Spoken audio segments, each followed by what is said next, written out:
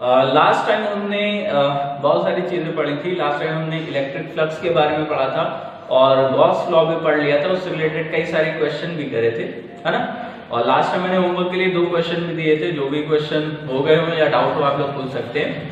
आज हम लोग गॉस लॉ की एप्लीकेशन पढ़ेंगे और फिर उससे रिलेटेड क्वेश्चन करेंगे। एक यूनिफॉर्म इलेक्ट्रिक फील्ड के लिए क्वेश्चन करेंगे और फिर नॉन यूनिफॉर्म इलेक्ट्रिक फील्ड के लिए भी क्वेश्चन करेंगे, ठीक है ना। हम लोग पढ़ लेते हैं, लिखेंगे application of Gauss law. Application of Gauss law, ठीक है ना। एप्लीकेशन ऑफ गॉस लॉ मतलब किन्हीं भी बड़ी जो हमारी यूनिफॉर्म बॉडी होती हैं, यूनिफॉर्म शेप की बॉडी होती हैं, बड़ी बॉडी के लिए हम लोग इलेक्ट्रिक फील्ड निकालते हैं। पॉइंट चार्ज के लिए हमने फॉर्मूला पढ़ लिया था, रिंग के लिए फॉर्मूला पढ़ लिया था। अब मान लीजिए कि स्फीयर आ जाए, स्फेरिकल बॉडी आ जाए, उस पे इलेक्ट्रिक फील्ड निकालने के लिए मेरे को इंटीग्रेशन करना पड़ेगा और वो ज्यादा कॉम्प्लिकेटेड होगा। निकाल तो लेंगे लेकिन कॉम्प्लिकेटेड बहुत ज्यादा होगा। तो टाइम बचाने के लिए और अच्छी तरह समझने के लिए हम लोग किसकी मदद से निकालेंगे? गॉस लॉ की, ठीक है ना। तो हम लोग निकालते हैं। फर्स्ट लिखेंगे electric field due to a hollow या फिर सॉलिड कंडक्टर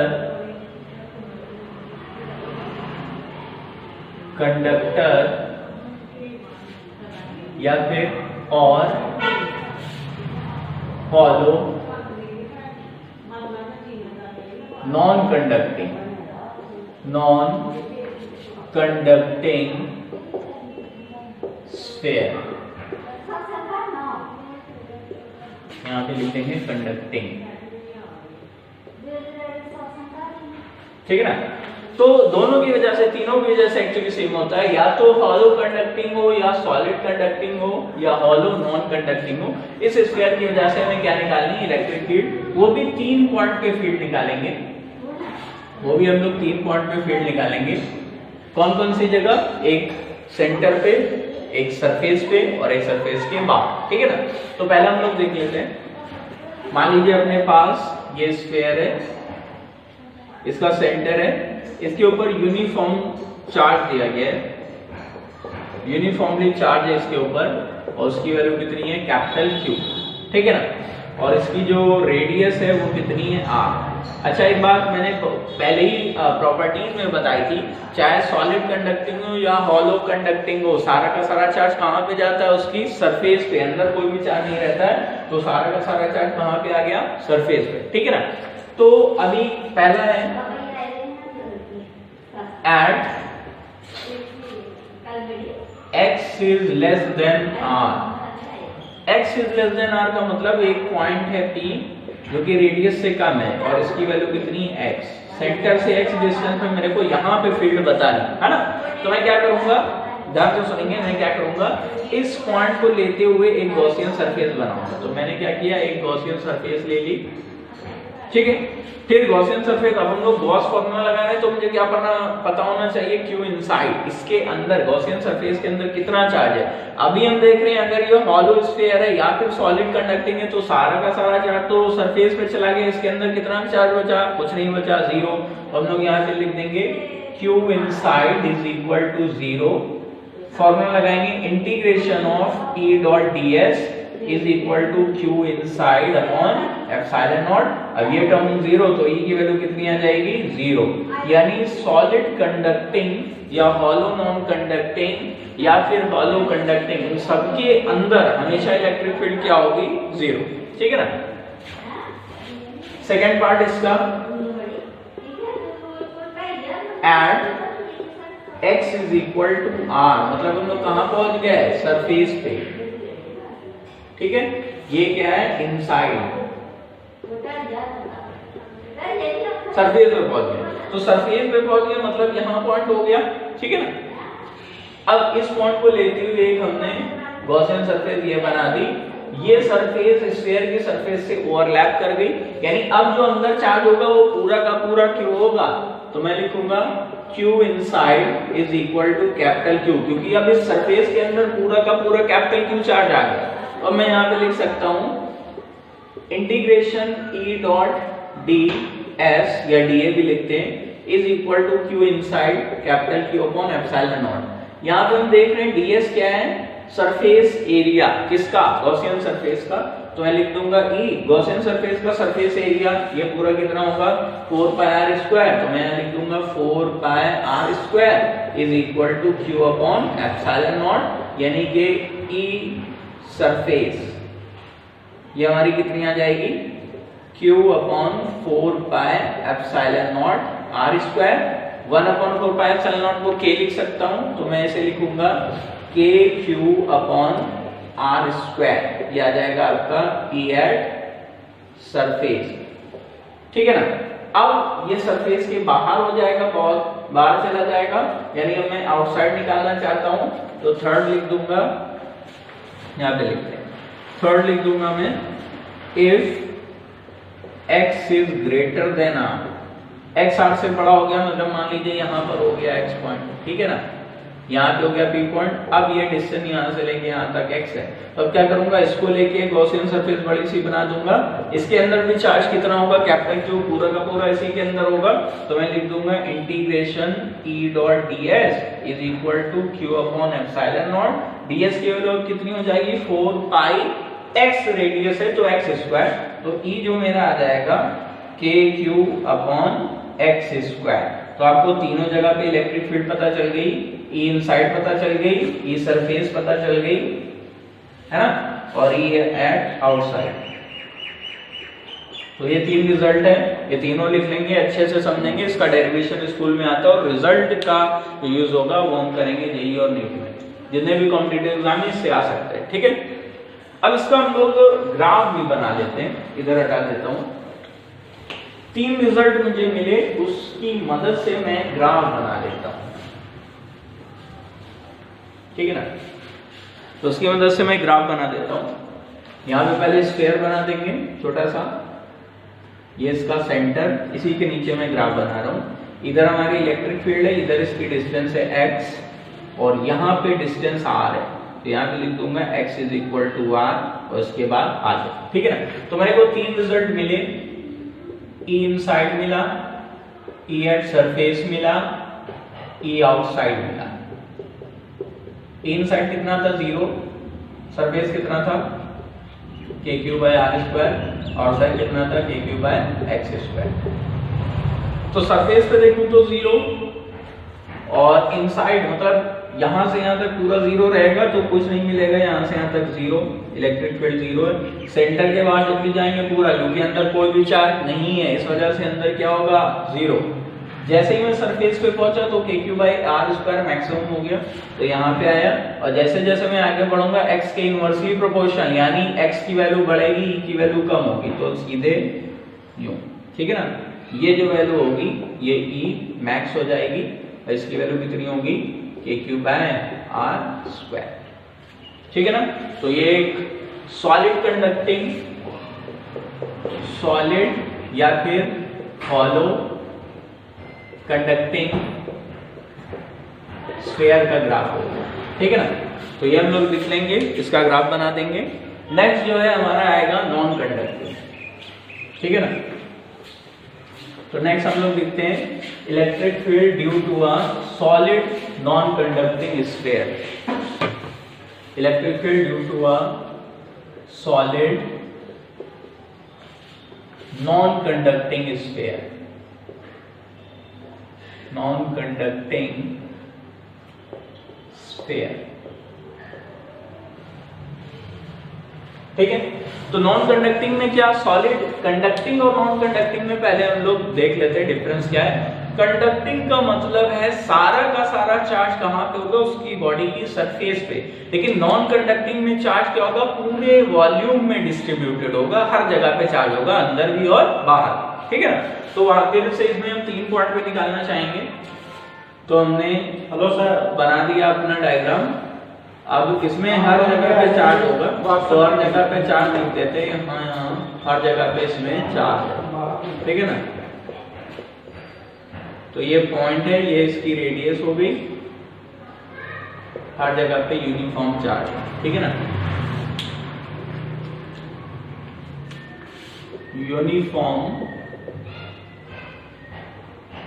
यूनिफॉर्मली चार्ज, ये यूनिफॉर्मली चार्ज है, मतलब हर जगह पे सेम चार्ज है Q, ठीक है ना। तो फर्स्ट हम लोग निकालते हैं at x is less than r, x की वैल्यू r से कम, मतलब हम कहाँ हैं, इनसाइड, ठीक है ना, इनसाइड है। तो मैंने फिर से वही करा, ये सेंटर है, सेंटर से x डिस्टेंस पे एक पॉइंट P है, P पे हमें निकालनी क्या, इलेक्ट्रिक फील्ड, ठीक है।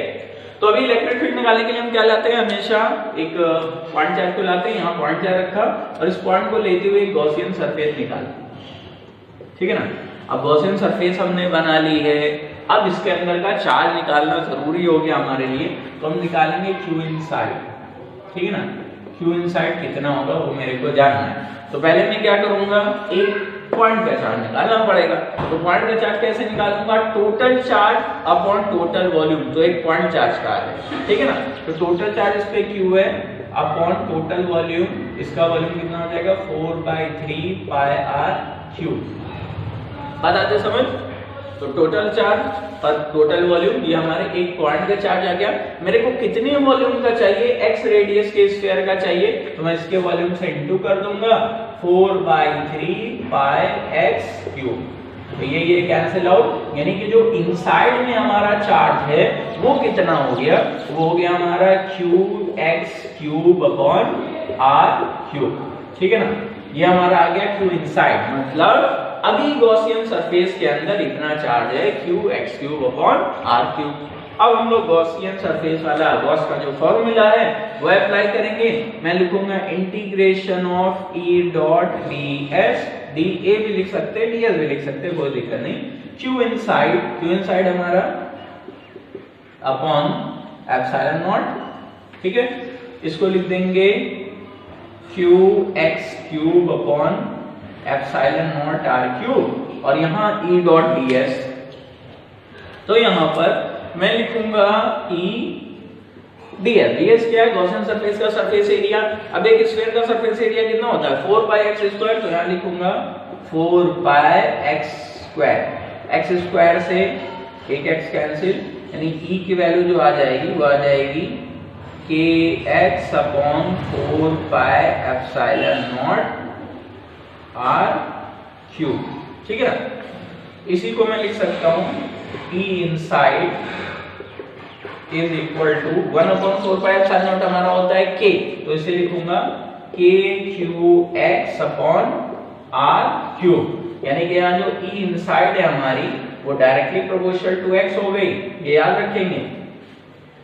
नॉन कंडक्टिंग के अंदर जो इलेक्ट्रिक फील्ड होती है x के डायरेक्टली प्रोपोर्शनल होती है, ठीक है ना।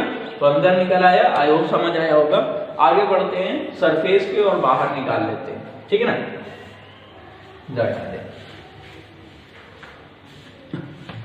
तो इसी में हम लोग देख लेंगे, जो हमारा फॉर्मूला है इसमें देख लेते हैं, ये वाला है ना, इसमें देख लेते हैं second, x is equal to r। अब इस फॉर्मूले में x की वैल्यू r रखेंगे, k q r upon r cube, r से r कैंसिल, तो हम लोग लिख देंगे, यहाँ लिख देंगे put x is equal to r in formula.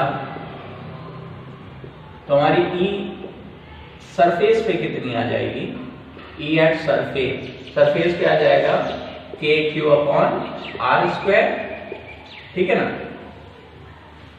और इसी तरह हम लोग निकाल सकते हैं थर्ड,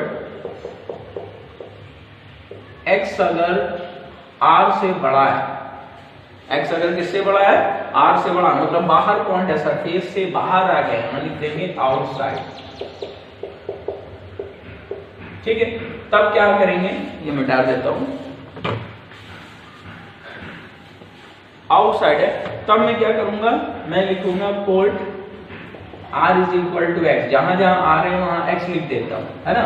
तो यहाँ पे x क्यूब आ जाएगा, x से x कैंसिल, यानी इलेक्ट्रिक फील्ड आउटसाइड जो हमारे आएगी वो आ जाएगी k क्यूब अपॉन x², ठीक है ना, मतलब बहुत दूर हम चले गए हैं स्फीयर से तब ऐसा आ जाएगा। और ये किसकी तरह बिहेव कर रहा है, एक पॉइंट चार्ज की वजह से। हमें पता है पॉइंट चार्ज की वजह से भी इलेक्ट्रिक फील्ड कितनी होती है, kq/r²। इसका भी फॉर्मूला यही आया, यानी कि जैसे ही हम स्फीयर से बहुत ज्यादा दूर जाएंगे, स्फीयर मुझे एज अ पॉइंट सोर्स या पॉइंट चार्ज हमारा बिहेव करने लगेगा। तो हमारे पास 3 पॉइंट मिले यहाँ से। इनसाइड इलेक्ट्रिक फील्ड x के डायरेक्टली प्रोपोर्शनल है, सरफेस पे x पे डिपेंड नहीं कर रही है, और आउटसाइड x के इनवर्सली प्रोपोर्शनल है। इन 3 का यूज करके हम लोग डायग्राम बनाते हैं, ठीक है ना। यही पे बना देते हैं, ग्राफ बना देते हैं। E हमारी जो इलेक्ट्रिक फील्ड, x हमारी क्या है, डिस्टेंस, ठीक है। और ये जो डिस्टेंस है ये क्या कहलाएगी, x r। बताती हूँ समझ, ठीक है ना। तो अभी हम देखेंगे पहला, इनसाइड x के डायरेक्टली प्रोपोर्शनल की लाइन मिल जाती है, कहां तक जाएगी, जब तक सरफेस ना आ जाए। तो जब तक सरफेस आएगी तब तक हमारी E=x वाली लाइन कुछ ऐसे जा रही है, ठीक है ना। ये लाइन हमें दिख रही है E=x। जैसे ही सरफेस आ गई, E हमारी मैक्सिमम हो गई वैल्यू, और मैक्सिमम वैल्यू की वैल्यू कितनी है, kq/r²। जैसे ही मैं इसके बाहर के x के इनवर्सली प्रोपोर्शनल यानी कम होना स्टार्ट हो जाएगी और यूं हो जाएगी, ठीक है ना। तो ये किसका हो गया, ये E=1/x² का हो गया। ये नॉन कंडक्टिंग सॉलिड स्फीयर का ग्राफ है, इसे याद रखेंगे, बहुत इंपॉर्टेंट बात आती समझ, ठीक है। अच्छी बात, ये हटा देता हूं।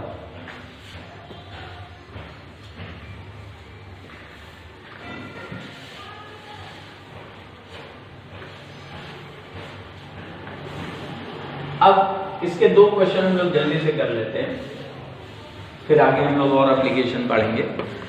2 क्वेश्चन कर लेते हैं। पहला क्वेश्चन कहता है कि एक स्फीयर है,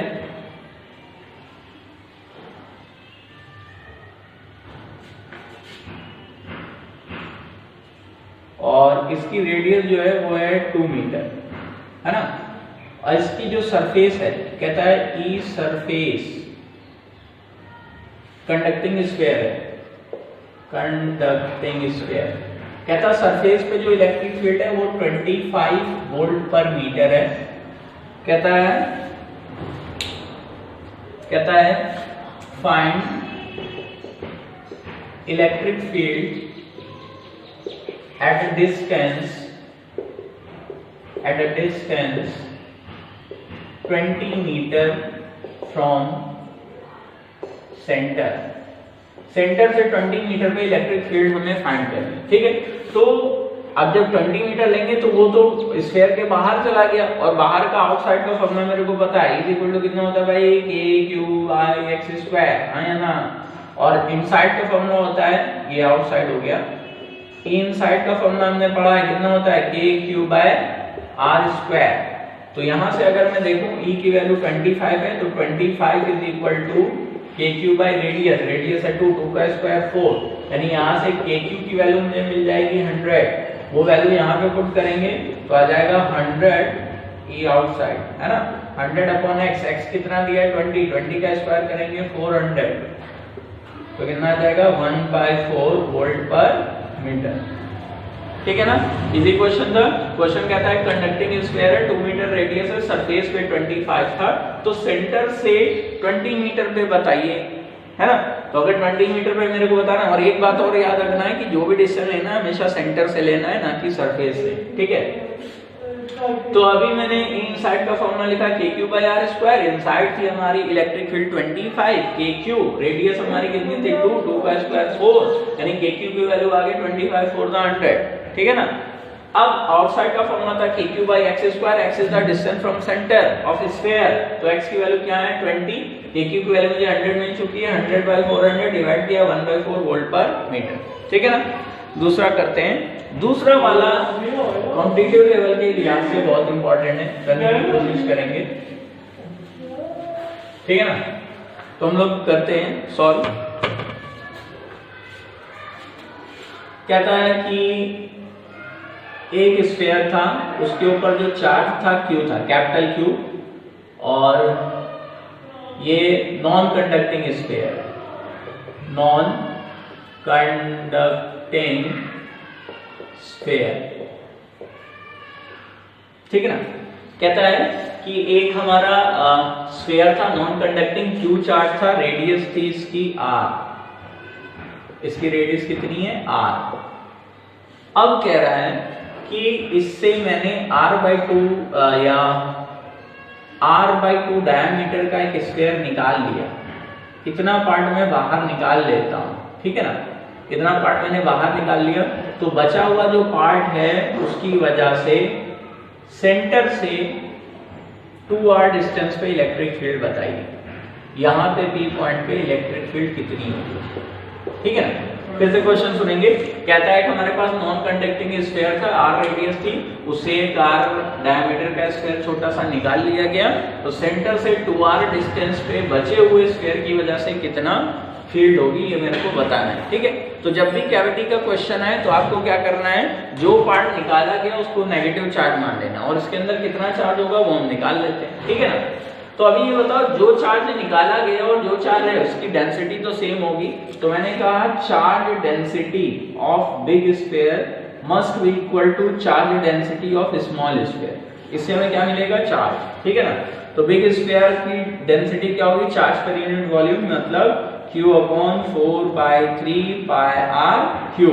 इसी तरह मैं स्मॉल वाले को देखूंगा तो ये आ जाएगा चार्ज पर unit volume small q upon volume कितना 4/3π, इसकी रेडियस कितनी है r/2, r/2 का क्यूब करेंगे तो r³ डिवाइडेड बाय 8, तो ये पूरा कैंसिल आउट हो जाएगा।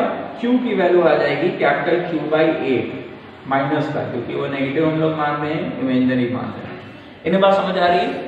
तो इसके अंदर हमारा जो चार्ज है वो कितना है, q = minus small q = minus Q/8, ठीक है, ओके। तो अब हम लोग करना स्टार्ट करते हैं। सबसे पहले हम लिखेंगे electric field due to big sphere, बड़े स्फीयर की वजह से इलेक्ट्रिक फील्ड लिखेंगे।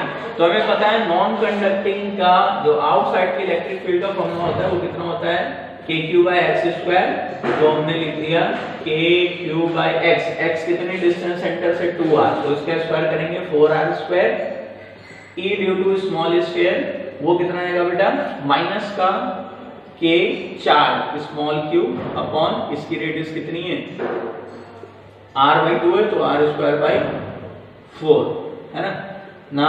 सेंटर से डिस्टेंस देख लो इसकी, यहां से डिस्टेंस कितनी होगी, अब भाई ये r/2 हो गई, ये 2r हो गई, तो ये जो डिस्टेंस है वो कितनी बची 2r माइनस r/2, तो कितना हो गया 4 टर्म जगह 3r/2, तो यहाँ लिखेंगे 3r/2 का होल स्क्वायर। क्यों, क्योंकि ये जो पॉइंट है इस स्मॉल स्फीयर के भी तो बाहर ही है, और बाहर की वजह से हमने देखा कितना होता है kq/x², तो मैंने लिखा माइनस kq/x, मतलब सेंटर से डिस्टेंस वो है 3r/2 का होल स्क्वायर। तो इसकी वैल्यू पुट कर देता हूं माइनस kq, q की वैल्यू हम लोग डाल देते हैं कितनी है q/8, और यहाँ आ जाएगा 9r² डिवाइडेड बाय 4, 4 ने इसे काटा 2, मींस ये आ गया हमारा माइनस का kq/18r²।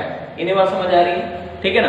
अब ये एक बात और देखो कि इसके ऊपर पॉजिटिव चार्ज है तो इस डायरेक्शन में E बिग होगी, और इसके ऊपर नेगेटिव चार्ज, क्योंकि हम मान रहे हैं इमेजिनरी चार्ज है तो नेगेटिव ले लेंगे, इधर की तरफ होगी, तो दोनों इलेक्ट्रिक फील्ड को हमें क्या करना पड़ेगा, वेक्टर में ऐड करेंगे, मैग्नीट्यूड को सब्ट्रैक्ट, तो जो नेट फील्ड होगी उसकी वैल्यू हो जाएगी EB + ES, है ना।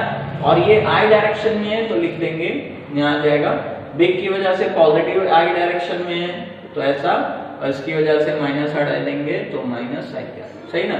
सॉल्व कर देते हैं तो यह आ जाएगा kq/r², I कैप कॉमन है, और इधर जो बचा 1/4 माइनस 1/18, ठीक है ना। एलसीएम ले लीजिए, तो एलसीएम ले लेंगे, कितना आ जाएगा 36, 9 - 2, ठीक है ना। और ये ऐसे ही आ जाएगा kq/r² I कैप। फाइनल जो इलेक्ट्रिक फील्ड का आंसर आएगा E = क्या आ जाएगा 7kq/36r² I कैप। बात आ रही समझ, आई होप आपको समझ आएगा, बहुत इंपॉर्टेंट कंसेप्ट था ये, याद रखेंगे। इससे कितनी भी निकाल सकते हैं, कोई भी शेप का निकाल सकते हैं, हम आराम से कर लेंगे, ठीक है ना। आगे बढ़ते हैं।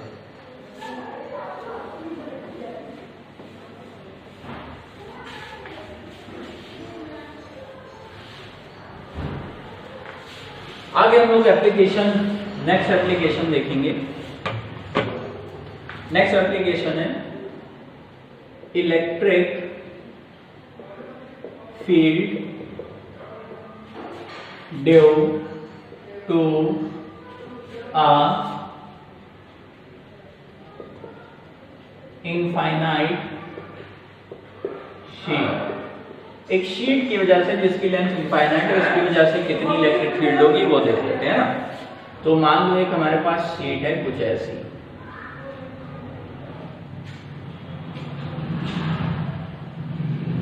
इस डायरेक्शन में भी इनफाइनाइट है, नीचे की तरफ भी इनफाइनाइट है, इधर भी इनफाइनाइट है और इधर भी इनफाइनाइट है। इसके ऊपर पॉजिटिव चार्ज है पूरे, है ना, पॉजिटिव कंडक्टिंग चार्ज है, ठीक। तो कहता है इसकी सरफेस से x डिस्टेंस पे पॉइंट है P, x डिस्टेंस पे पॉइंट है P, बताना है कि कितनी यहाँ पे इलेक्ट्रिक फील्ड हो। तो फिर से वही काम करेंगे, एक गॉसियन सरफेस ले लेंगे और गॉसियन सरफेस इस बार हम कैसे लेंगे, सिलिंड्रिकल शेप की। तो सिलिंड्रिकल शेप की एक गॉसियन सरफेस मैंने ले ली कुछ इस तरह से, ठीक है ना। अब अगर मैंने सरफेस के इधर का एरिया आपका a है, ये भी एरिया कितना है a, तो अब जो यहां से हमारा एरियल वेक्टर आएगा इस डायरेक्शन में आएगा, एरियल वेक्टर dA। इधर देखूंगा तो एरियल वेक्टर वापस से आ जाएगा dA, ठीक है ना। यहां देखूंगा तो एरियल वेक्टर ऊपर की तरफ dA आ जाएगा और यहाँ पे तीन जगह का फ्लक्स होगा, φ1 इधर का ऊपर का मानता हूँ, φ2 इधर का फ्लक्स मानता हूँ, φ3, ठीक है ना। तो यहाँ पे तीन फ्लक्स होंगे, जो टोटल फ्लक्स होगा इन तीनों का एडिशन होगा। तो मैं लिखूंगा φ is equal to φ1 plus φ2 plus φ3, ठीक है ना। तो यहाँ आ जाएगा φ और इसको मैं क्या लिख सकता हूँ, φ1 लिखूंगा, इसका फॉर्मूला हो जाएगा E डॉट dA, ठीक है ना, integration of E dot dA। φ2 क्योंकि यहाँ पे φ2 हमारा 90 डिग्री है, फ्लक्स भाई इधर होगा और dA ऊपर है, एंगल है 90, तो φ2 मेरा क्या हो गया 0। φ3 इसी तरह आ जाएगा इंटीग्रेशन E डॉट dA। अब यहाँ पे समझने वाली बात देखिएगा, आपको लग रहा होगा dA इधर है, इलेक्ट्रिक फील्ड इधर है, तो 180 हो जाएगा, तो ये दोनों कट के क्या होंगे 0, लेकिन नहीं, जितना पॉजिटिव की वजह से इधर फील्ड होगी, पॉजिटिव की वजह से इधर भी तो फील्ड होगी, यानी एंगल इनके बीच कितना होगा वापस से 0, तो हम लिख देंगे E डॉट A। तो यहाँ पे EA और EA मिलके कितना आ जाएगा 2EA, और फ्लक्स का फॉर्मूला हमें पता है कितना होता है, चार्ज अपॉन एप्सिलॉन नॉट, यानी यहाँ से आ जाएगा E is equal to Q by 2A epsilon naught. अब ये Q बाई A ये क्या होगा, चार्ज पर यूनिट एरिया, यानी सरफेस चार्ज डेंसिटी सिग्मा। तो हम लोग लिखेंगे sigma upon 2 epsilon naught is equal to E। अब याद क्या रखने वाली बात है, ये जो हमने शीट ली है ये नॉन कंडक्टिंग ली है, कैसी ली है, नॉन कंडक्टिंग, तो यहाँ लिख देंगे नॉन कंडक्टिंग, ठीक है ना। नॉन कंडक्टिंग शीट की वजह से जो चीज आएगी वो क्या होगी, सिग्मा अपॉन 2 एप्सिलॉन नॉट। याद रखेंगे कि ये डिस्टेंस से इंडिपेंडेंट है, यहाँ कहीं x की वैल्यू आ रही है नहीं आ रही है, यानी ये डिस्टेंस से इंडिपेंडेंट है, ठीक है ना। अच्छा, ये तो हो गई नॉन कंडक्टिंग की बात, आराम से निकाल सकते हैं। मान लो कंडक्टिंग की बात हो जाए, ठीक है ना। कंडक्टिंग की अगर बात हो रही है, यहां लिख देंगे इफ शीट इज कंडक्टिंग। अगर शीट कंडक्टिंग होगी तो सामने से देखूंगा यू नजर आएगी। कंडक्टिंग का मतलब है इधर भी चार्ज और इधर भी चार्ज, तो यहां भी चार्ज होगा और इधर भी चार्ज होगा। नॉन कंडक्टिंग का मतलब है सिर्फ एक साइड चार्ज है, कंडक्टिंग का मतलब दोनों साइड चार्ज है। तो अगर मैं इस पॉइंट P की बात करूं तो इसकी वजह से एक पॉजिटिव चार्ज की वजह से इधर फील्ड आएगी E, और इस पॉजिटिव की वजह से भी इधर आएगी E, तो कितनी हो गई 2E। तो यानी कि कंडक्टिंग की वजह से E due to conducting, conducting sheet की वजह से जो चार्ज फील्ड आ जाएगी वो कितनी आ जाएगी 2 टाइम्स ऑफ E। E क्या है 1 की वजह से, तो मैं लिखूंगा 2 सिग्मा अपॉन 2 एप्सिलॉन नॉट यानी कि आ जाएगा फाइनली आपका सिग्मा अपॉन एप्सिलॉन नॉट। ये किसकी वजह से आ गई बेटा? कंडक्टिंग की वजह से, ठीक है ना। तो जनरली आपको देता है कंडक्टिंग है शीट या नॉन कंडक्टिंग है। मान लो अगर ना दिया हो तो याद रखेंगे हमेशा, अगर आपके क्वेश्चन में शीट नहीं बताया गया है कंडक्टिंग है या नॉन कंडक्टिंग, तो हमेशा नॉन कंडक्टिंग लेना है। मतलब हमेशा क्या लेंगे? Sigma upon 2 epsilon not. अगर वो पर्टिकुलरली आपको बता रहा है कि कंडक्टिंग है तो सिग्मा अपॉन एप्सिलॉन नॉट ले लेंगे, ठीक है ना, याद रहेगा, ठीक है। तो क्वेश्चन इससे रिलेटेड हम लोग कर लेते हैं। और यहाँ से आपको दिख रहा है ये एक्स इंडिपेंडेंट है दोनों, ये भी याद रखने वाली बात है, लिखते रहना इन छोटी छोटी बातों को।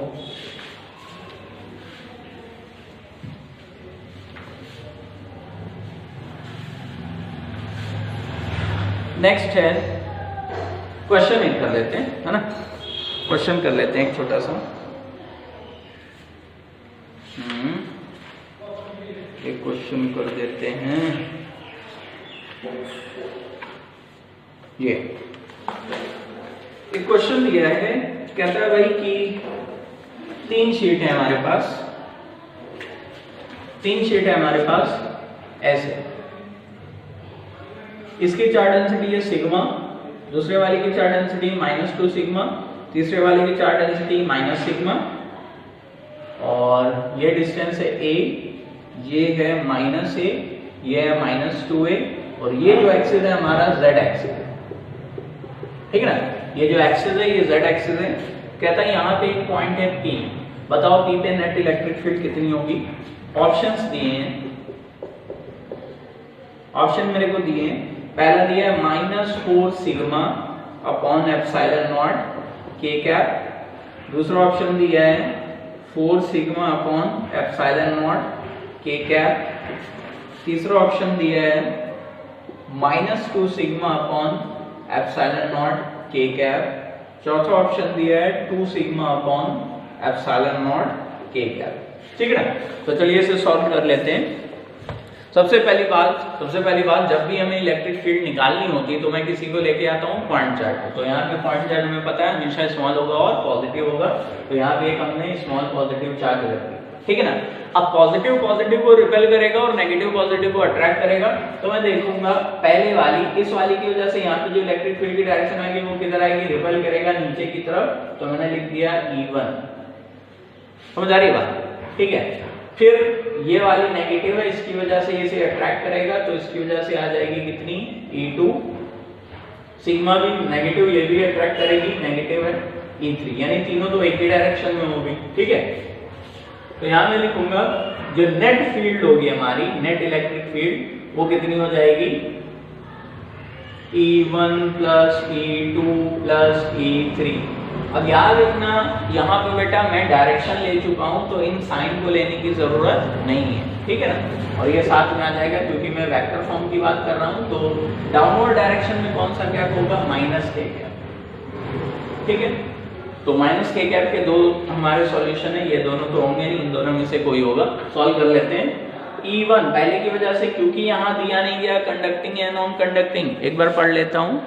3 लार्ज पैरेलल प्लेट, कुछ नहीं दिया, यूनिफॉर्म चार्ज डेंसिटी दी, कुछ नहीं बताया कंडक्टिंग या नॉन कंडक्टिंग। अभी मैंने बताया था अगर कुछ ना दिया तो क्या मानते हैं? Non conducting. तो मैंने E1 की वैल्यू लिखी sigma upon 2 epsilon not, E2 की वैल्यू लिखी 2 sigma upon 2 epsilon not, E3 की वैल्यू लिखी सिग्मा अपॉन 2 एप्सिलॉन नॉट, ठीक है ना। 2 कैंसिल, तो ये आ जाएगा आपका, साथ में आया -k, तो sigma upon 2 epsilon not, sigma upon 2 epsilon not कितना बच गया? Sigma upon epsilon not plus sigma upon epsilon not, याद जाएगा आपका, साथ में आया -k, है ना। और ये हो जाएगा 2 sigma upon epsilon not -k cap, यानी ये वाला आंसर सही होगा। समझ आ रही बात अच्छी तरह, ठीक है। नेक्स्ट वन हम लोग क्या करेंगे? एक वायर की वजह से electric field by Gauss law निकालेंगे, ठीक है ना। एक वायर की वजह से निकालने की कोशिश करते हैं, इनफाइनाइट वायर की वजह से, ठीक है। तो मान लीजिए एक हमारा वायर है जिसके ऊपर यूनिफॉर्मली चार्ज डिस्ट्रीब्यूशन है और लैम्डा इसकी चार्ज डेंसिटी है और ये इनफाइनाइट तक गया है, ठीक है ना। बताना है इसकी इससे वायर से डी डिस्टेंस पे कितनी इलेक्ट्रिक फील्ड होगी। ये हम लोग पहले भी कर चुके हैं। इसका फॉर्मूला कितना होता था इनफाइनाइट का, कितना आता था बेटा, ये आता था 2k λ/d, है ना। तो सॉल्व कर लेते हैं। तो अगर ये डी पॉइंट पे निकालना है तो इसको लेते हुए एक गॉसियन सरफेस लेंगे और इसका शेप कैसा होगा, सिलिंड्रिकल, ठीक है ना। सिलिंड्रिकल शेप मैंने ले लिया। अब सिलिंड्रिकल शेप में हमें पता है कितने सरफेस एरिया होंगे, 3, एक ऊपर की तरफ तो ये डीए हो गया, एक नीचे की तरफ एरियल वेक्टर हमारा डीए हो गया, एरियल वेक्टर, एक इधर की तरफ ये भी डीए हो गया। तो ये दोनों तो फील्ड लाइन के साथ 90 का एंगल बना रहे होंगे, तो इनका फ्लक्स और इनका फ्लक्स क्या हो जाएगा, 0। तो फाई इसका 0 हो जाएगा फ्लक्स, फाई इसका 0 हो जाएगा, सिर्फ इसका बचेगा। तो हम लोग लिख देंगे E is equal to integration E dot ds is equal to Q inside upon epsilon naught. अब यहाँ पे मेरे को Q नहीं पता है, मान लो इसकी लेंथ है L, कितनी लेंथ है, यहाँ से यहाँ तक की लेंथ है L। तो अगर लैम्डा की वैल्यू लिखूं, क्या लिखूंगा, लैम्डा होता है linear charge density. Linear charge density का मतलब चार्ज पर यूनिट लेंथ। तो मैं क्या लिखूंगा, Q/L, यानी Q इनसाइड की वैल्यू क्या आ जाएगी यहाँ, lambda times of L। Put कर देते हैं। तो यहाँ मैंने लिख दिया Q inside lambda L upon epsilon not, और यहाँ लिखूंगा E डॉट ds। ds क्या है, इस कर्व सरफेस का सरफेस एरिया, है ना। तो मैंने यहाँ पे सरफेस एरिया कितना होता है बेटा, वहां पे 2 पाई आ रहा है, तो 2 पाई और इसकी रेडियस dl, L से L कैंसिल आउट आ गया। E की जो वैल्यू आ गई आ जाएगी आपकी lambda upon 2 pi epsilon not d, ठीक है ना। इस टर्म में आ गया। अब यहाँ पे मैं k लाना चाहता हूँ, k का मतलब 1/4 पाई एप्सिलॉन नॉट। तो 2 का इंटू करा दूं, 2 का डिवाइड करा दूं, कोई दिक्कत क्या नहीं। 2 2 जा 4 हो गया, यानी 1/4 पाई एप्सिलॉन नॉट। तो ये कितना बच गया, 2k λ/d। यही हमने इनफाइनाइट वायर की वजह से निकाला था, याद आ रहा है, ठीक है ना। ओके, तो इसको हटा देते हैं। एक क्वेश्चन हम लोग शीट का और कर लेते हैं। कह रहा है कि एक इनफाइनाइट लेंथ की शीट है कुछ इस तरह से,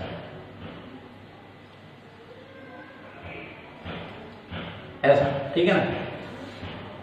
इनफाइनाइट लेंथ की शीट है, यहां पे एक थ्रेड मैंने बांधी है, थ्रेड, और इसमें एक छोटा एम मास था। इस पूरी शीट के ऊपर पॉजिटिव चार्ज था, ठीक है ना, और इसकी लेंथ थी L। अभी कहता है जैसे इस छोटे से बॉब को हम चार्ज क्यू देते हैं तो ये क्या होगा, रिपेल कर जाएगा, रिपेल करके थोड़ा सा आगे आ जाएगा एम मास। तो बताना ये जो एंगल होगा ये कितना होगा, ठीक है ना। ये जो एंगल है ये पूछा गया। तो जैसे ये इससे रिपेल करेगा तो हम देखेंगे इसका एफबीडी बना देंगे। तो ये हमारी टेंशन है T, मान लीजिए एंगल थीटा है, तो ये एंगल भी कितना हो जाएगा, थीटा। रिपेल कर रहा है इस डायरेक्शन में, रिपेल कर रहा होगा तो इलेक्ट्रिक फोर्स लगा रहा होगा। इलेक्ट्रिक फोर्स का फॉर्मूला होता है Q टाइम्स ऑफ E। तो मैंने लिख दिया Q इंटू E। इसकी चार्ज डेंसिटी मान लीजिए सिग्मा है, पॉजिटिव, ठीक है ना। QE नीचे की तरफ क्या लग रहा होगा अपना, M टाइम्स ऑफ G। तो अगर ये बैलेंस है तो वर्टिकल और हॉरिजॉन्टल फोर्स एक दूसरे को क्या कर देंगे, बैलेंस। T का इधर कंपोनेंट ले लेंगे, कितना आ जाएगा, T cos थीटा। T का इधर कंपोनेंट लेंगे, क्या आ जाएगा, T sin थीटा। तो x डायरेक्शन में फोर्स लिखूंगा T sin थीटा। इसने बैलेंस किसे कर दिया, QE को। फिर मैं लिखूंगा T cos थीटा। इसने बैलेंस किसको कर दिया बेटा, mg को। दोनों को डिवाइड कर देते हैं, T ने G को काट दिया, कितना आ गया बेटा, tan theta is equal to QE upon m times of G। सही है ना। अब E तो मेरे को दिया नहीं है, E लिख देंगे क्योंकि एक नॉन कंडक्टिंग, मैंने बताया था अगर ना दिया हो तो हम क्या मानते हैं, non conducting.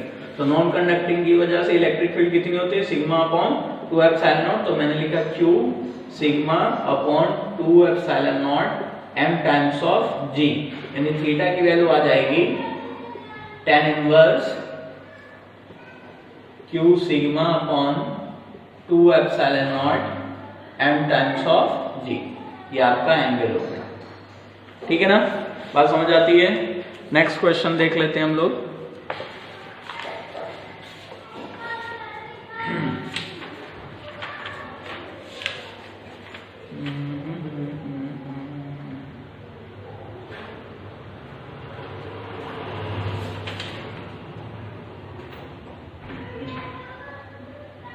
Okay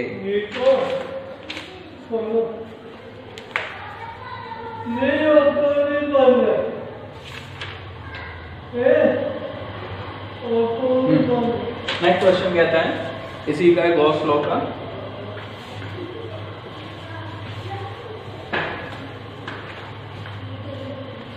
next question कह रहा है if the electric flux entering and leaving an enclose surface respectively is φ1 and φ2 the electric charge inside the surface.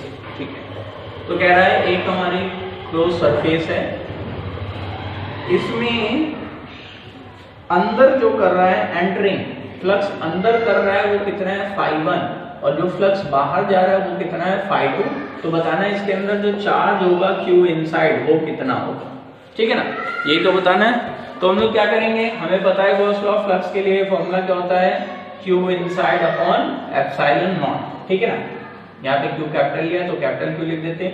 Phi क्या होता है फ्लक्स, तो मैंने बताया था जो बाहर फ्लक्स आता है वो पॉजिटिव होता है, जो अंदर जाता है वो क्या होता है नेगेटिव। तो बाहर आने वाला कौन सा है φ2, अंदर जाने वाला कौन है φ1 is equal to Q inside upon epsilon naught, यानी जो Q इनसाइड है वो हमारा कितना आ जाएगा φ2 माइनस φ1 एप्सिलॉन नॉट। तो फ्लक्स आ गया हमारा। ठीक है ना, तो हम आज के लिए इतना ही रखते हैं, नेक्स्ट टाइम हम लोग इसके आगे पढ़ेंगे। आई होप आपको समझ आया होगा। तब तक के लिए थैंक यू वेरी मच।